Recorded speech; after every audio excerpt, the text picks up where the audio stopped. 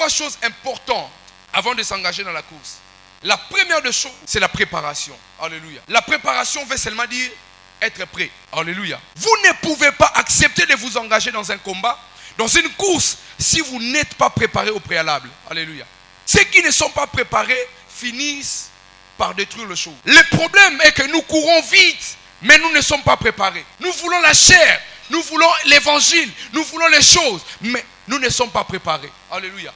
La préparation, c'est un exercice que tu te imposes toi-même. Parce que tu sais que dans les jours qui vont arriver, je vais entrer dans la course. Alléluia. Tu ne te prépares pas à manger les rouleaux, la parole du Seigneur. Et tu demandes qu'on te donne le micro. Pour dire quoi? Alléluia. Même les prophètes, avant de venir parler, Dieu les préparait par des visions. Dieu leur montrait les visions et ils venaient parler. Qui veut s'engager dans une course alors que tu sais qu'il y a des combats sur ta course, mais tu ne veux pas.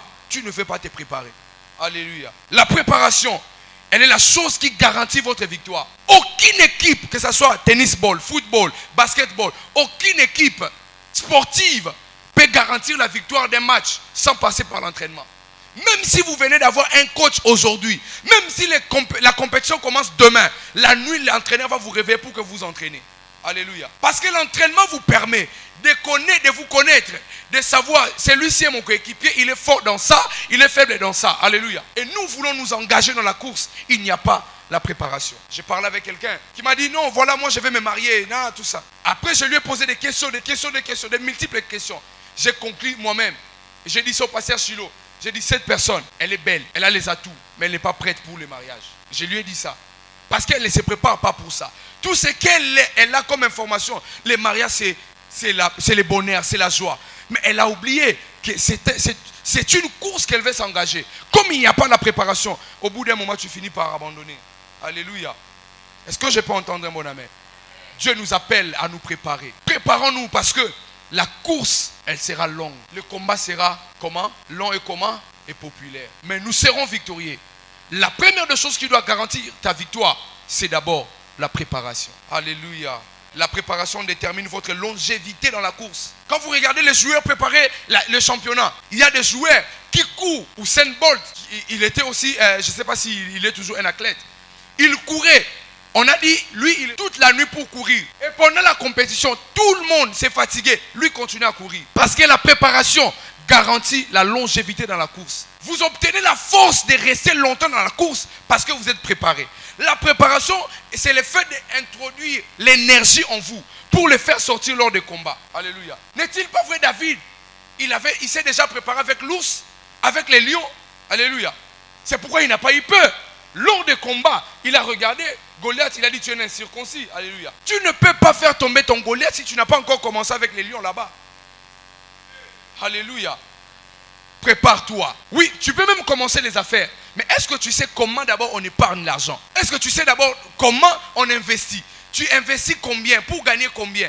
Toi, tu achètes et puis tu commences à donner. Tu dis, c'est moi, je vais prendre les $2. Tu gagnes combien? Alléluia. La préparation, c'est temps. C'est la folie de vouloir un trophée sans payer les prix de la course. Alléluia. C'est une aberration de vouloir qu'on te donne le couronne alors que tu ne t'es pas préparé.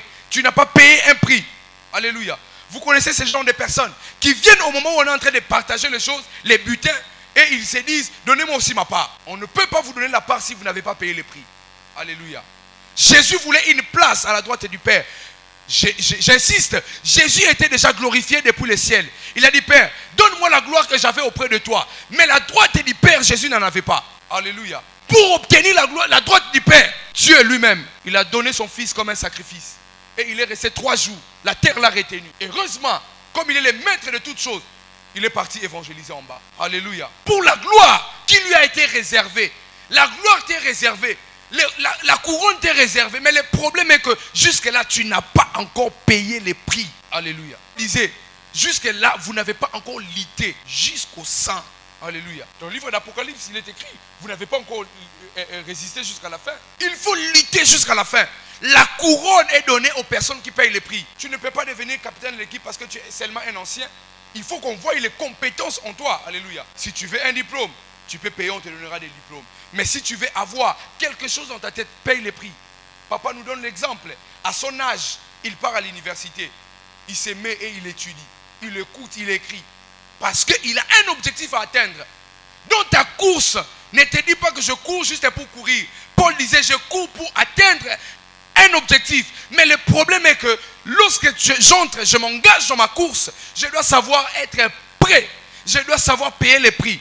Parce que le combat, ce n'est pas parce que tu as gagné aujourd'hui que le combat s'arrête. Non. Alléluia. Celui qui a 2 ans aujourd'hui combat avec les enfants de 2 ans. Lorsqu'il aura 16 ans, il va combattre avec les enfants de 16 ans. Ce n'est pas parce qu'il a gagné le combat de 2 ans que cela signifie qu'à 16 ans, il n'y aura pas de combat. Alléluia. Le combat a des dimensions. Alléluia. Et sachez, dans la lignée que je poursuis, le combat qui se présente devant moi sont soit de ma famille, soit c'est la origine auprès de mes amis, ça peut être des combats environnemental, ça peut être le combat de forteresse au niveau de ma pensée. Sachez comment catégoriser le combat. Ça va vous permettre, lorsque vous entrerez dans la course, que vous soyez victorieux. Alléluia.